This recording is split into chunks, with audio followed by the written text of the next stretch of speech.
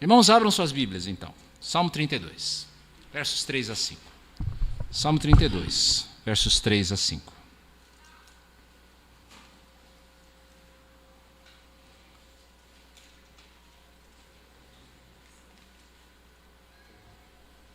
Nós estamos numa série a respeito de avivamento. Bom dia, o despertar do avivamento espiritual. E a gente gostaria, então, hoje de falar a respeito de confissão. E este é um texto clássico a esse respeito. Salmo 32, versos 3 a 5. Enquanto eu calei os meus pecados, envelheceram os meus ossos pelos meus constantes gemidos todo dia, porque a tua mão pesava dia e noite sobre mim, e o meu vigor secou, como no calor do verão. Confessei-te o meu pecado, e a minha iniquidade não mais ocultei. Eu disse, confessarei ao Senhor as minhas transgressões, e tu perdoaste a iniquidade do meu pecado.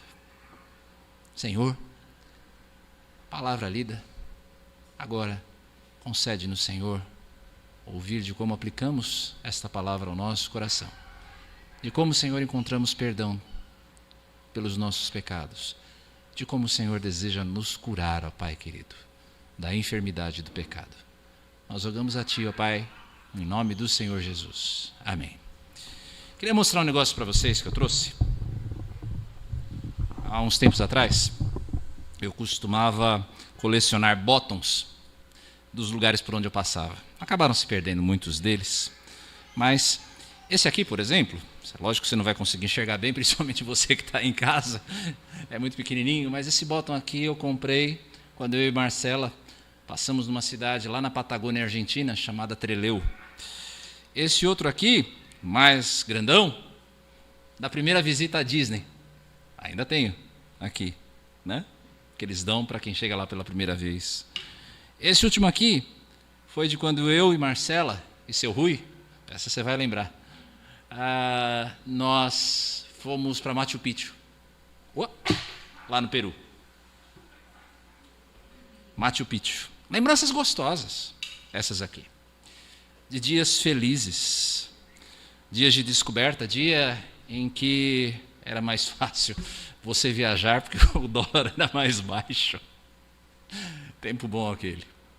Mas eu não coleciono apenas bottoms de dias felizes. Há bottoms de luto também na minha vida.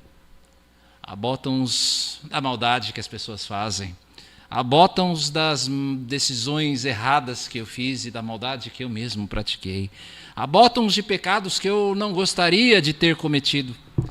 Mas ali estão meus bottoms, compondo a minha história. Cada um de nós tem a sua própria jornada. Cada um de nós tem a sua própria história. Lidar com certas lembranças, as lembranças de momentos felizes como esses aqui que eu mostrei, é algo fácil de lidar. É gostoso você lembrar dessas coisas. Outras lembranças são espinhosas e lidar com elas não é algo tão simples assim. E essas lembranças parecem ter mais força, não é verdade? Parece que elas ficam vivas no coração da gente. Davi narra nesse Salmo 32 o seu caminho de cura para uma memória de erros que o atormentavam.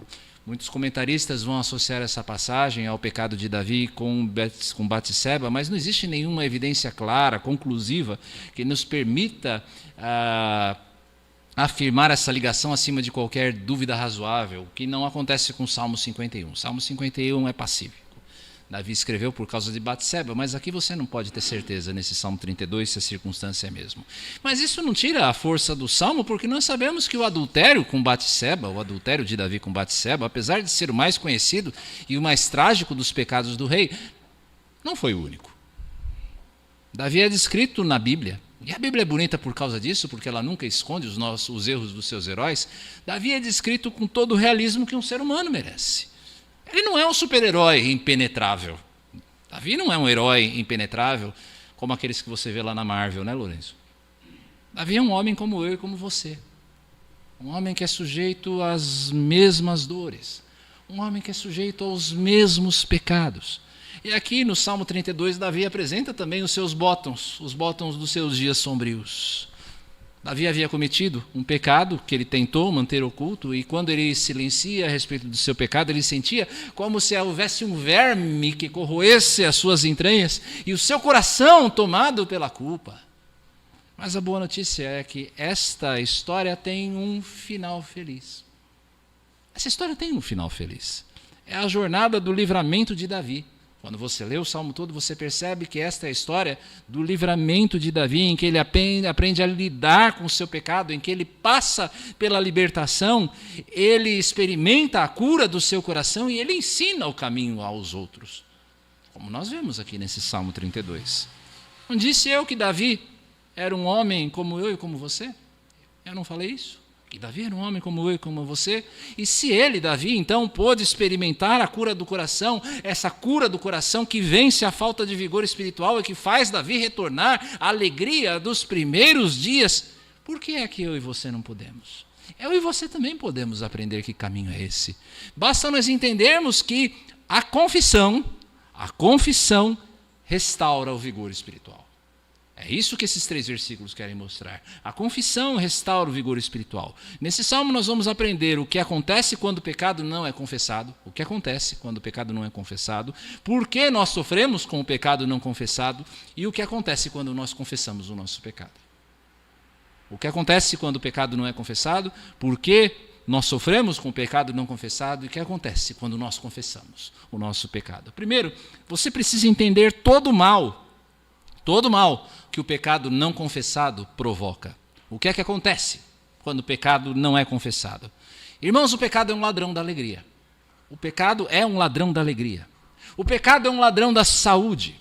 O pecado é um ladrão da vitalidade espiritual. Reter o pecado é reter um câncer que mina a tua integridade. Não existe dimensão humana que não seja afetada pelo pecado.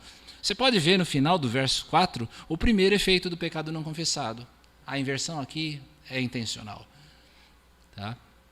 Você pode ver o primeiro efeito do pecado não confessado aqui no final do verso 4. A sua consciência geme. A sua consciência geme. A consciência, meus irmãos, é alguma coisa ao mesmo tempo maravilhosa e terrível. Sabe quando alguém empresta um livro e você não devolve? Isso não é uma indireta para ninguém aqui. Sabe como é quando você empresta um livro de alguém e não devolve? Toda vez que você olha para a sua prateleira, o livro está lá, encarando você. Está lá com o dedão acusador apontando o dedo para você. Você não me devolveu. Isso não é um privilégio dos crentes, ter consciência. Toda pessoa, o homem natural sabe que existe alguma coisa de errado com o seu procedimento e que de alguma maneira, algum dia, ele vai ter de prestar contas disso para alguém. Então, o homem natural tenta sufocar a consciência. E aí o que é que ele faz? Ele afirma que o pecado não existe. Quantas vezes, talvez você já não tenha ouvido, que o pecado é apenas uma construção social, um controle moral da sociedade. É essa a tentativa de sufocar a consciência. Ou então o ser humano tenta justificar-se por meio de boas obras. Ou então ele lança a culpa dos seus erros nas costas alheias. Só que todas essas tentativas são absolutamente inúteis. A consciência não se deixa sufocar. E de algum modo o homem natural sabe que toda satisfação que ele pode prestar é insuficiente. Mas e quanto a nós, os crentes? O crente já nasceu de novo. Você já sabe que existe um Deus a quem você deve prestar contas. Você já sabe o que Jesus fez por você. Você já sabe que a resposta que você precisa dar a Jesus em gratidão é a obediência. O crente já tem o Espírito Santo de Deus que nos ilumina para nós conhecermos os nossos pecados. Em resumo, a sua consciência como crente é muito mais viva e muito mais dolorosa. Porque você sabe quem é o seu Deus. Você sabe que o teu Deus te ama. E no seu amor você quer obedecer a Ele. E quando você erra, a consciência do seu erro é muito mais espinhosa. Quando o pecado não é consciente, não é confessado, ali fica a consciência. Um fogo interior ardendo. Você vê a pessoa contra quem você pecou e você quer atravessar a rua. Você entra na casa do Senhor e aqueles pecados que você cometeu e que apenas você e Deus sabem estão ali. A sua consciência hoje está gemendo? Sua consciência hoje está gemendo? Há pecados que estão fazendo a sua consciência arder? Há perdão que você precisa pedir? Há perdão que você precisa ministrar? Há alguma restituição que você precisa fazer? Há vícios? Há compulsões que precisam ser abandonados? Mas os efeitos do pecado, meus irmãos, os efeitos do pecado não confessados não ficam apenas no nível da consciência. O ser humano é uma criatura integral. Corpo, mente, coração. Davi diz então para nós aqui no verso 3, o ser humano, aliás, ele diz, desculpe, enquanto calei os meus pecados, envelheceram os meus ossos. É uma expressão física de alguma coisa interior. A consciência fazendo aflorar males no corpo, algo que eu e você conhecemos como somatização, ou doenças psicossomáticas. É claro, existem doenças que trazem consequências diretas ao corpo. Se você faz um uso prolongado de bebidas alcoólicas, por exemplo, você pode vir a sofrer com cirrose. Se você é alguém que fuma, você pode sofrer de um câncer dos pulmões, além de outros males, algo que está relacionado diretamente ao pecado. Mas esse não é o caso de Davi aqui. Davi está sofrendo no corpo os efeitos de uma consciência que está castigada pela culpa. Eu fiz uma pesquisa sobre o que a ciência já conseguiu detectar sobre isso. Eu descobri que alguém que vive sob o peso da culpa pode sofrer, por exemplo, de aumento da pressão arterial, tensão muscular, problemas digestivos, baixa imunidade, insônia, falta de concentração, ansiedade, depressão, dores de cabeça, fadiga crônica, perda do apetite. Claro, eu não estou dizendo aqui que se você sofre de algum desses males, a culpa, a causa seja a culpa. Algumas vezes a causa desses males que eu acabei de listar não é a culpa. Mas é certo que a culpa causa, sim, muitos desses males. Talvez você esteja passando por isso agora por causa da culpa. Experimentando no teu corpo os efeitos de uma consciência culpada. Os médicos têm feito o melhor para curar você.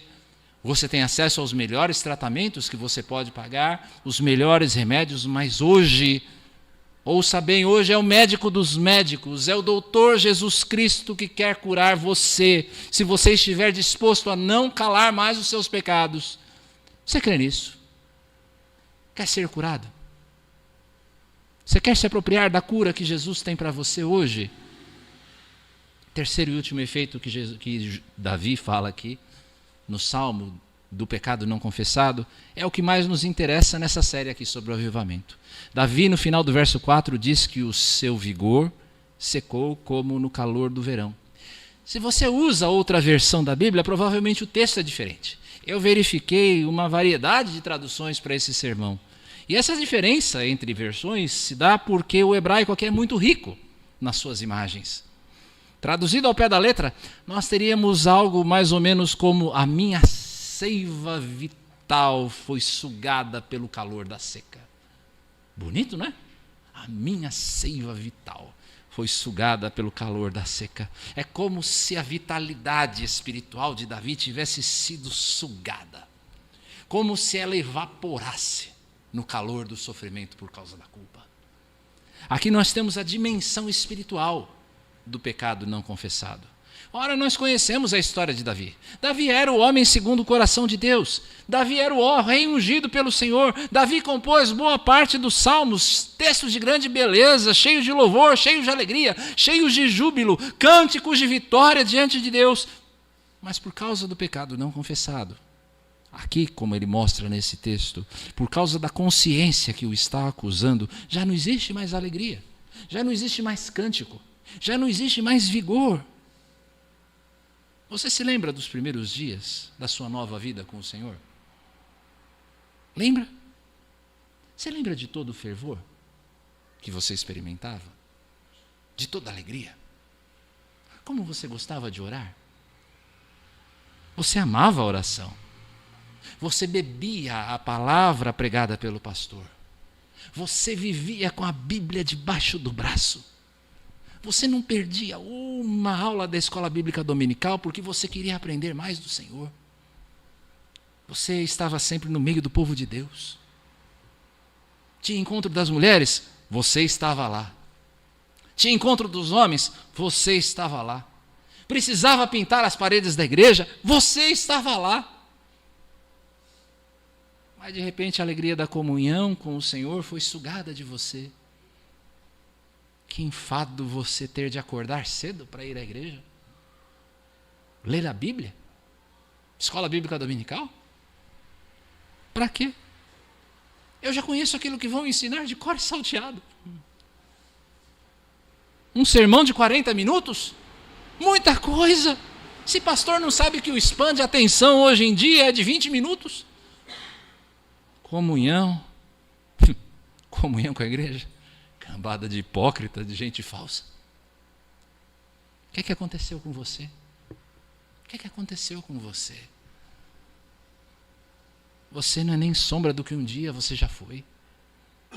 E você talvez nem se dê conta do que aconteceu, o porquê de estar assim, nesse seu grau de frieza, de apatia espiritual.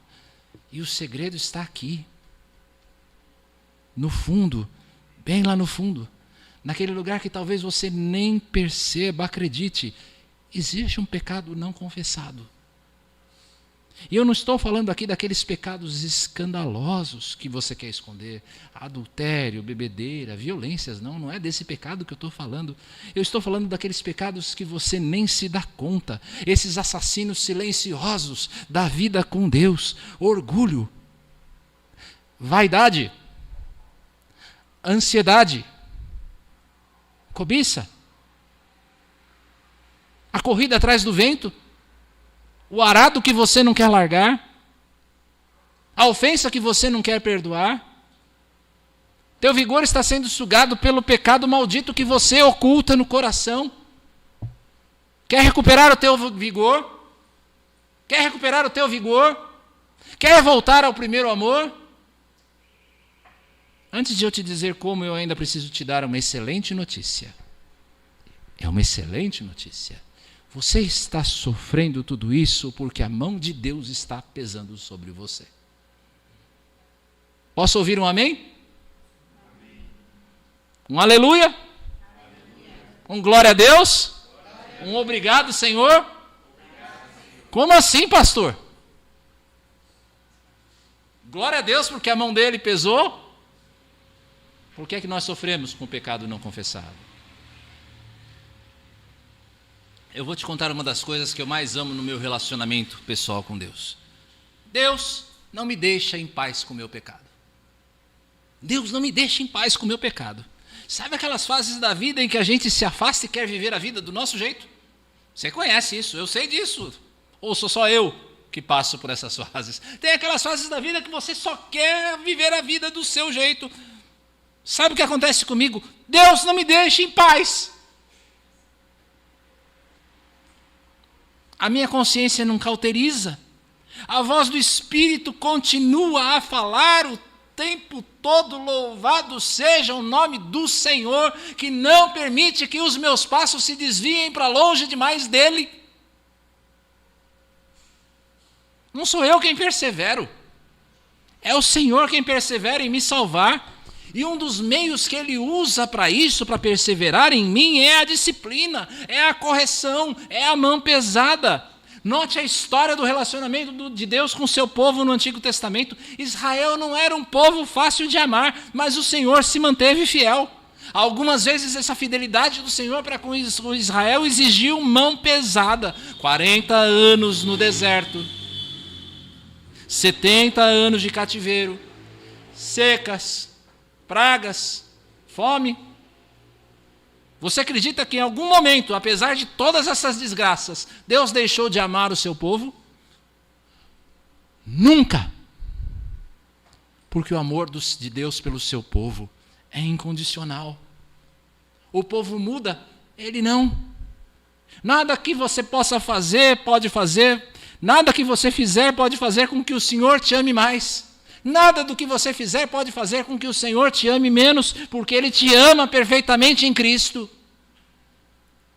Uma das maiores que eu e você podemos fazer a respeito de Deus é que Deus não é apenas o Criador, o sustentador, o juiz, o Senhor de todo o universo, o Deus santo, Deus soberano, Deus justo. Essa não é uma das maiores descobertas que você pode fazer sobre Deus. Isso qualquer ímpio pode intuir a partir da criação. Qualquer descrente pode entender essas coisas a partir das coisas criadas, diz Paulo lá no 1º capítulo de Romanos. A grande descoberta dos eleitos é que Deus é o seu Pai. Deus é o nosso Pai. Pai é amor. Pai é cuidado. Mas Pai também é disciplina. Pai também é correção. Davi não deixou de ser o homem segundo o coração de Deus. Mas justamente porque Davi era o homem segundo o coração de Deus, é que o Senhor fazia a sua mão pesar sobre ele até que ele trouxesse à luz o pecado que estava oculto. Deus pode estar fazendo o mesmo com você nessa noite. Nem todo sofrimento é fruto da disciplina do Senhor, como prova a história de Jó. Mas quando nós percebemos que as nossas dores são obra da mão disciplinadora de Deus, quando você sabe disso, que aquilo que você está sofrendo, a consciência pesada, o corpo sofrendo, a falta de vigor espiritual, quando você sabe que isso vem do Senhor, é bom você considerar a origem do problema. E qual é a solução? Não relute contra a disciplina de Deus. Deixe-se tratar. Não seja como a mula teimosa, aqui do verso 9 do nosso salmo, que só funciona na base do cabresto. Há crentes que são assim, eles sabem qual é o seu mal, eles sabem que Deus os está disciplinando, os seus irmãos os exortam, os seus irmãos o avisam, os seus irmãos insistem, mas ainda assim eles resistem. Se esse é o seu caso, cuidado. Se esse é o seu caso, cuidado. Deus não vai desistir de você. Deus não vai desistir de você. Sabe o que é que vai acontecer? A temperatura da panela vai subir. Meus irmãos e minhas irmãs que gostam de cozinha, onde é que você cozinha a carne dura? Na panela de pressão. Também não se ressinta da disciplina de Deus. Não murmure. Lembre-se daquilo que diz no capítulo 3 de Provérbios: meu filho, não rejeite a disciplina do Senhor, nem se aborreça com a sua repreensão, porque o Senhor repreende a quem ama, assim como um pai repreende o filho a quem quer bem.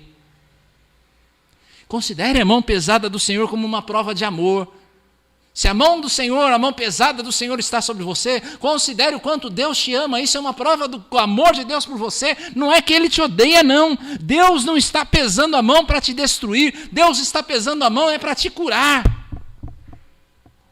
Aliás, se você está em pecado e ainda não foi alvo da disciplina corretiva de Deus, você está em pecado e ainda não foi alvo dessa disciplina corretiva de Deus? Agradeça pela paciência e pela misericórdia do Senhor.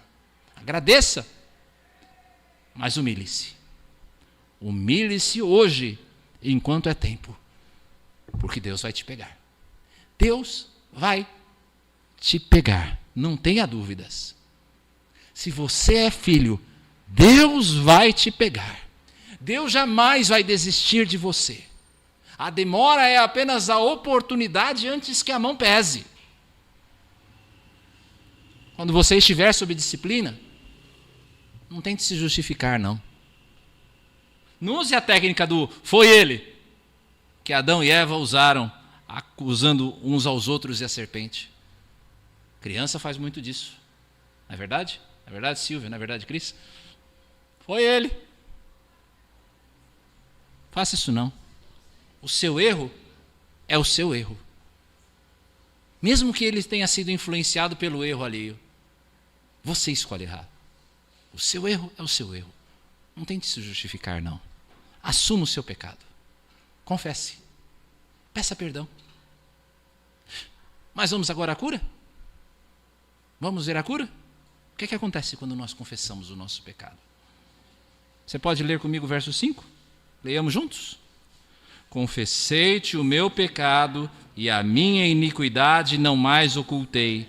Eu disse: confessarei ao Senhor as minhas transgressões, e tu perdoaste a iniquidade do meu pecado. Aqui está o segredo que vai transformar a tua vida. Aqui está o segredo que vai retirar a tua culpa. Aqui está o segredo que vai curar o teu corpo dos males que a culpa traz.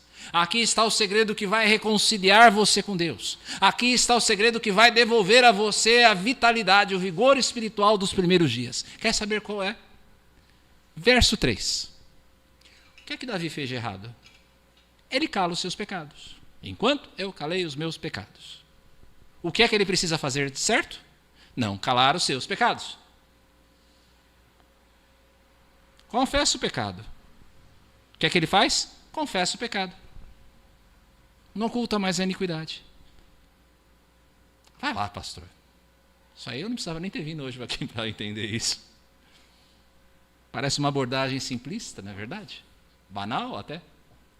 Mas não é não, sabe por quê? Porque muitas vezes você sabe o que é certo, mas você não faz. Você sabe o que é certo, mas você não quer fazer. Você quer ser curado? Você está disposto a fazer aquilo que o Senhor ordena? O que é confessar? Confessar é concordar. É concordar com aquilo que Deus diz a seu respeito. Se você, é claro, já depositou a sua fé nele. Deus diz duas coisas sobre você. Você é um pecador sem esperança, digno do inferno. Primeira coisa que Deus diz a seu respeito. Você é um pecador e você merece o inferno. Segunda coisa que Deus a seu respeito. Você é um filho amado, de quem Deus jamais vai desistir. Confessar, então, é concordar com o que Deus diz a seu respeito. Não tente iludir a si mesmo com as ilusões de uma vida perfeita. Você peca. Você peca. E peca muitas vezes. Você erra, você pisa na bola, mas nem tudo está perdido quando Deus é o seu Pai. Reconhece o seu pecado. Confesse a Ele. O Senhor não vai esmagar você. O Senhor não vai rejeitar você. Se você realmente reconhece que você ofendeu a Deus e que você está disposto a abandonar o seu pecado, existe o abraço do Pai esperando à beira do caminho. Não se deixe tomar por uma vergonha tal que te impeça que o seu pecado seja confessado e perdoado. Tem gente que tem vergonha de pedir perdão a Deus. Eu vou pedir perdão a Deus de novo por causa do meu pecado. É isso que você vai fazer. Você vai pedir perdão de novo a Deus. Deus está disposto a perdoar. A confissão é ao Senhor. Nós não acreditamos, como os romanistas, como a Igreja Católica, na confissão auricular como um sacramento. É a Deus que você precisa admitir a sua falha em primeiro lugar, porque Deus é o maior ofendido em todo o pecado que nós cometemos. Mas é claro, apesar de nós não acreditarmos na confissão auricular, na necessidade da confissão auricular como um sacramento, ou seja, aquela confissão que você faz no padre, no confessionário, né? Apesar da gente não entender isso como um sacramento, assim, a confissão uns aos outros é muito salutar. Algumas vezes isso vai ser necessário para que os nossos irmãos amados, para que alguém apoie você nas suas dificuldades, com o seu conselho, na sua oração. E aqui fica um alerta: se você precisar fazer isso, você precisar do apoio de alguém, você quiser confessar o pecado a alguém, escolha alguém maduro para fazer isso. Alguém que tenha maturidade espiritual suficiente para te ajudar. Não seja alguém simplesmente que vai espalhar aquilo que você falou por aí, né, e que não tenha a capacidade de trazer a luz da Escritura sobre o teu pecado. Outras vezes, você confessar aos seus irmãos vai ser necessário para fazer reparação. Quando eu digo ao meu irmão, eu errei contra você, por favor, me perdoe. E aí é necessário que você confesse também ao seu irmão. O que é que você confessa? Davi usa, aqui no verso 5, 3 palavras para definir o conteúdo da confissão. Pecado é a primeira. Pecado é um ato da desobediência. Você precisa ser específico na sua confissão. Senhor, perdoa porque eu bati no meu irmãozinho. É isso. Senhor, perdoa porque eu contei uma mentira para a mamãe. Contou mentira para a mamãe? Confessa. Precisa ser específico. A gente tem o hábito de fazer confissões genéricas demais. Senhor, eu estou arrependido, perdoa todos os meus pecados. Sabe o que acontece quando você faz isso? Não é que está errado, não é que Deus vai te esmagar, não é que você vai estar cometendo um outro pecado quando você confessa desse jeito. Mas quando você faz isso, você perde o poder terapêutico da confissão. Porque não existe o reconhecimento da maldade específica que você cometeu. Você precisa saber, eu errei nisso. Eu estou errando nisso. Segunda palavra que Deus usa, que Davi usa aqui, é transgressão. Transgredir é passar a linha. Davi reconhece que Deus colocou um limite para ele na lei. E ele está reconhecendo que ele ultrapassou esse limite. A gente precisa reconhecer, meus irmãos, que o pecado é a quebra da lei de Deus. A lei de Deus é perfeita. A lei de Deus é boa. A lei de Deus restaura a alma. E nós quebramos essa lei. Reconhecer a nossa transgressão é dizer ao Senhor, Pai, eu sei que o Senhor quer o melhor para mim. E eu deixei me apanhar no laço. Me perdoa. Isso é claro, se você já sabe que a lei é boa. Tem gente que não sabe. Tem gente que acha que a lei é um fardo. Se esse é o seu caso, então talvez você ainda precise aprender. Mas se você sabe que a lei é boa, confesse a sua transgressão. Terceira palavra que Davi usa aqui é iniquidade. Confessei a minha iniquidade. Isso tem a ver com o nosso estado natural de pecado. É o reconhecimento que em nós não habita bem algum, senão o Espírito de Deus. Confessar a iniquidade, meus irmãos, é confessar que você nasceu em pecado, que o pecado tenazmente te assedia, que a nossa carne ainda está aguardando redenção, que nós ainda temos em nós muito de cobiça, muito de idolatria. É isso que nós fazemos quando nós confessamos a nossa iniquidade. Confessar a iniquidade é confessar que eu não tenho qualquer esperança, senão Jesus Cristo. É glorioso quando você reconhece isso. É libertador quando você confessa a sua iniquidade. Porque você sabe que não existe bem algum em você, que você não vai prevalecer por causa da sua força, porque você é um garoto esperto, uma garota esperta.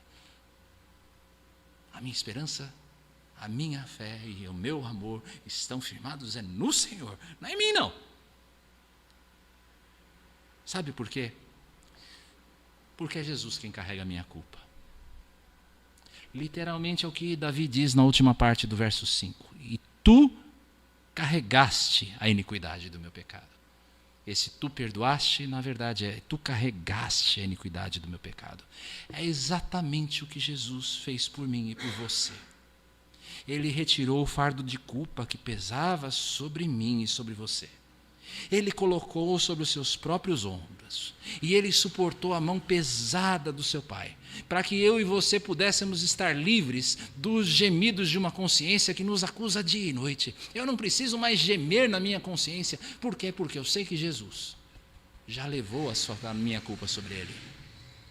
Talvez você se pergunte, não seria necessário simplesmente que Deus declarasse o perdão e vida que segue?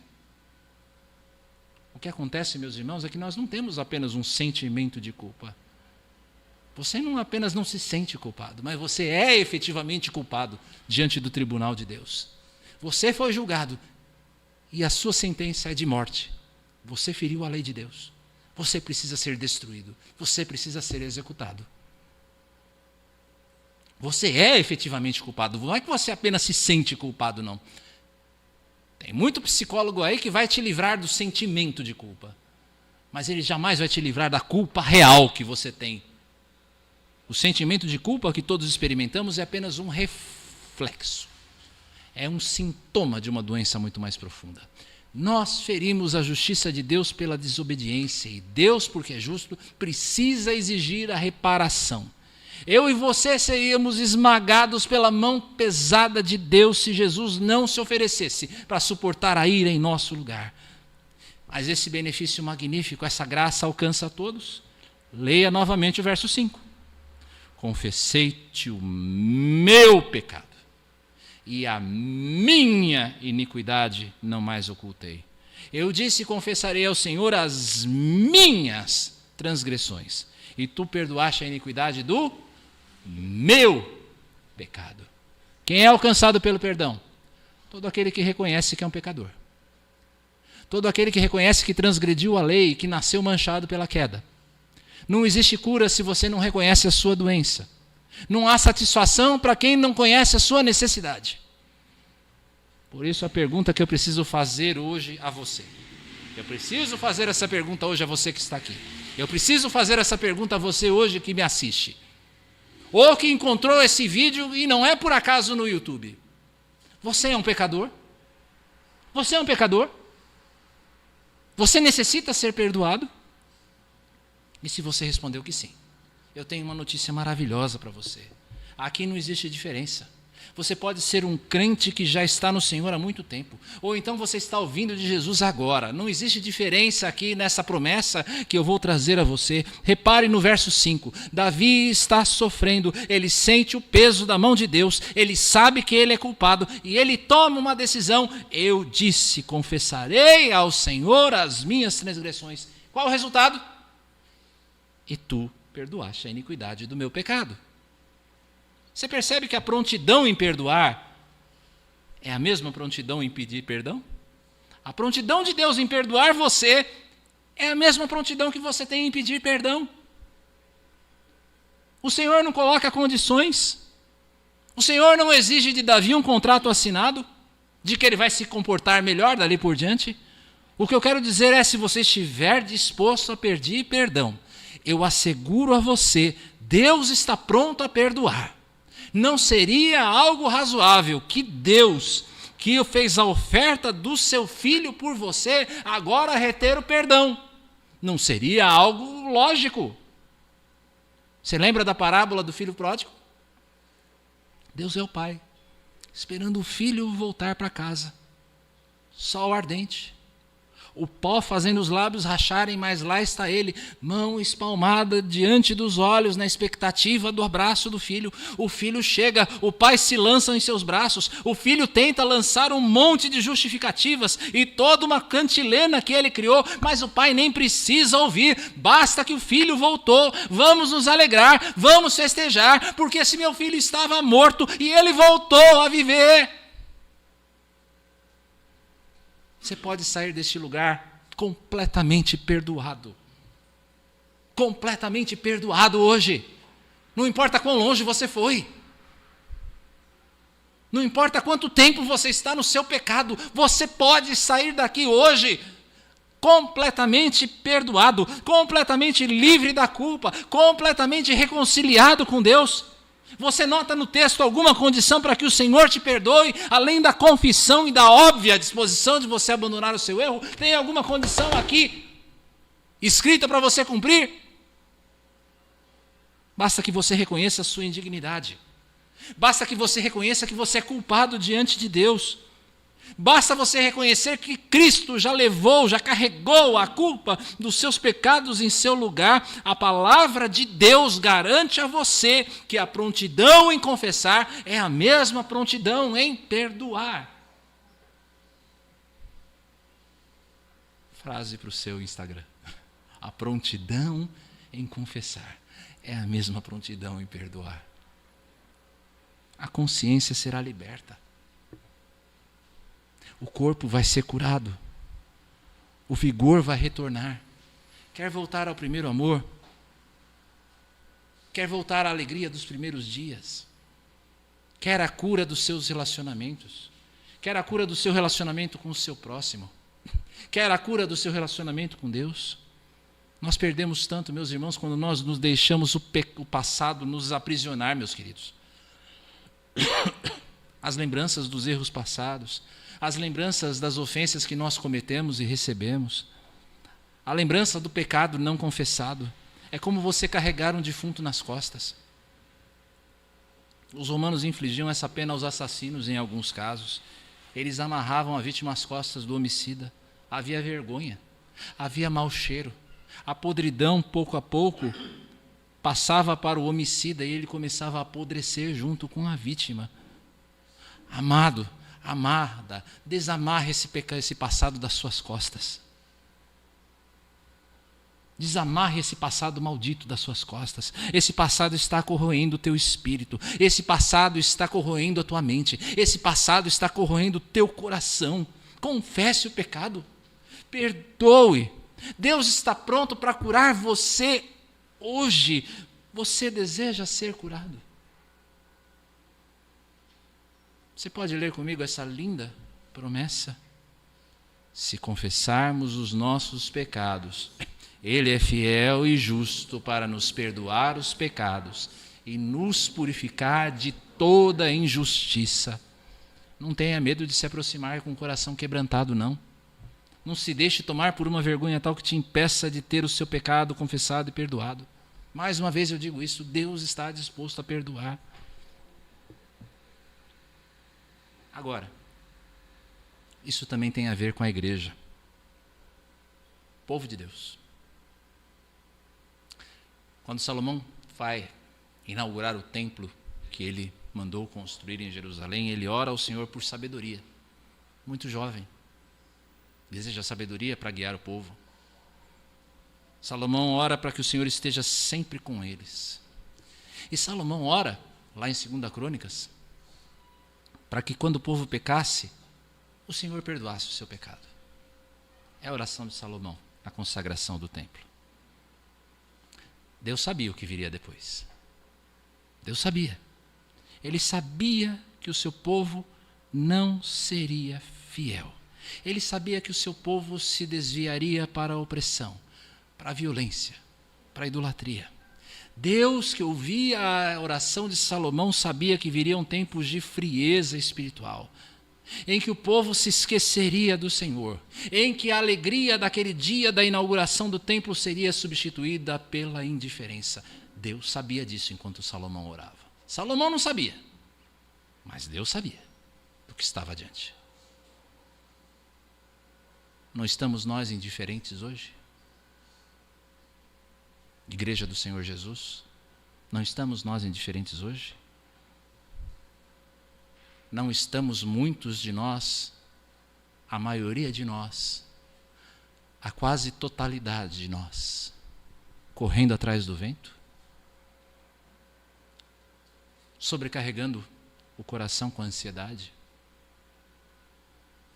Não estamos divididos. Cada igreja local preocupada com os seus interesses. Cada igreja local preocupada com as suas construções imponentes. A vaidade dos líderes que deixam o povo como ovelhas sem pastor. Amados, sejamos sinceros. Mesmo Antioquia não está assim? Mesmo Antioquia não está assim? Mas eis o remédio dado por Deus para o seu povo. Se o meu povo, que se clama, que se chama pelo meu nome, se humilhar, orar, me buscar e se converter dos seus maus caminhos, eu ouvirei dos céus, perdoarei os seus pecados e sararei a terra. Como é que nós recomeçamos? Como é que nós retomamos a alegria da salvação no nosso meio? Como é que nós voltamos ao dia 19 de agosto de 2007? 140 pessoas, 2007 não, perdão, 2017. 140 pessoas aqui nesse espaço. Para ser bem exato, 147 pessoas nesse espaço presentes. Gente enchendo essa casa. Cada cômodo lotado de gente. Como é que a gente volta para aquele dia? Você quer ver cada cadeira desta igreja preenchida? Todos os ministérios funcionando? Uma igreja que receba bem os nossos filhos? Amados, eu sei que nós necessitamos disso. Eu tenho 2 filhos que cresceram sem uma UCP. Meu filho Otávio fez ontem uma pergunta. Nós estávamos voltando da programação da Federação das UPAs na Ebenezer. E meu filho Otávio fez uma pergunta que partiu o meu coração. Pai, quando eu vou poder ir para uma igreja que tenha gente da minha idade? Você acha que isso não corta o meu coração como pai? Você acha que isso não corta o meu coração como pastor? E eu sei, muitos de vocês estão pagando esse preço também de uma igreja, de uma comunidade que ainda carece de muitas estruturas de uma igreja organizada. Mas por onde nós começamos? Não é por um bom plano estratégico. Ouça bem, não é por um bom planejamento estratégico, não. Não é a nossa igreja mãe, a igreja Betel, mandando mais dinheiro ou mais obreiros. Não é fazendo treinamentos e mais treinamentos. Acredite, eu já experimentei todas essas fórmulas no passado. E alguns de vocês me acompanham de tempos ainda anteriores à Antioquia. E vocês sabem que eu já experimentei planejamento estratégico, verba, parceria, dinheiro, treinamento, tudo isso. Tudo isso. Mas nenhuma delas substitui o verdadeiro ponto de partida. Se o meu povo, que se chama pelo meu nome, se humilhar, orar e me buscar e se converter dos seus maus caminhos, eu ouvirei dos céus, perdoarei os seus pecados e sararei a sua terra. Eu hei de sarar esta igreja. Eu hei de sarar a Antioquia, eu hei de sarar a igreja do Brasil, eu hei de sarar a igreja desse mundo. Se o meu povo confessar o seu pecado, se humilhar diante de mim, pedir perdão e me buscar, eu sararei a sua terra.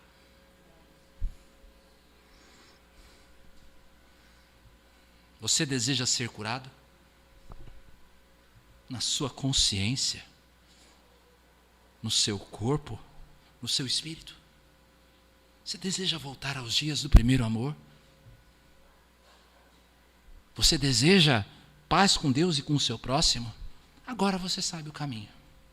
Enquanto calei os meus pecados, envelheceram os meus ossos pelos meus constantes gemidos todo dia, porque a tua mão pesava dia e noite sobre mim, e o meu vigor secou como no calor do verão. Confessei-te o meu pecado, e a minha iniquidade não mais ocultei. Eu disse, confessarei ao Senhor as minhas transgressões, e tu perdoaste a iniquidade do meu pecado. Está aí o caminho. Talvez o seu pecado esteja bem diante dos seus olhos.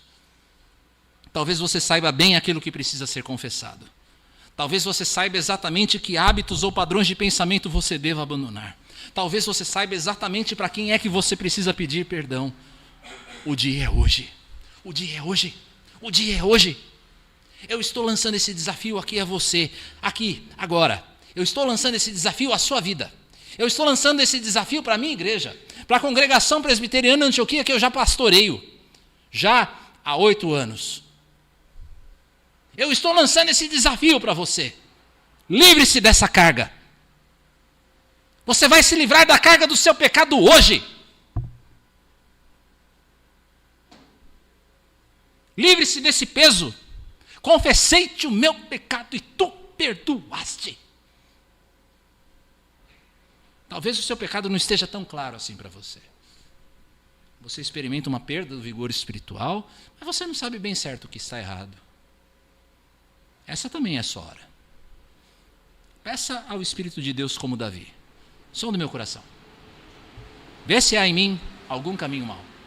Sonda-me. Peça ao Senhor. Por que está errado, Senhor? O que precisa mudar? Por que eu não experimento mais o vigor que eu tinha? Por que eu não tenho alegria na tua casa? Por que eu não tenho alegria no meio do teu povo? Por que eu não te busco mais tanto em oração? Na leitura da palavra, por que essas coisas para mim são um enfado? Peça ao Senhor, som do meu coração. Deus é fiel. Deus é fiel, meus irmãos. Nada vai ficar oculto. Esteja pronto a ouvir o que Deus tem a falar na boca de um irmão, na boca de um amigo, na palavra do pastor, ou então falando diretamente ao teu coração. Deus vai falar com você. Esse é o meu desafio. Peça ao Senhor que te sonde e Deus vai falar com você. Deus vai falar com você hoje. Hoje. Talvez você nem sabia que era um pecador ao começar a ouvir essa mensagem. Talvez você pensasse que Deus não se importasse com seus tropeços ocasionais. Mas eu estou dizendo a você, Ele se importa. Ele se importa. Ele se importa tanto que mandou o seu filho para receber a mão pesada no seu lugar. Você não quer dizer hoje como Davi, confessei-te o meu pecado? Não quer fazer isso? Eu asseguro a você, o Senhor vai responder a você com perdão e graça. Vamos orar?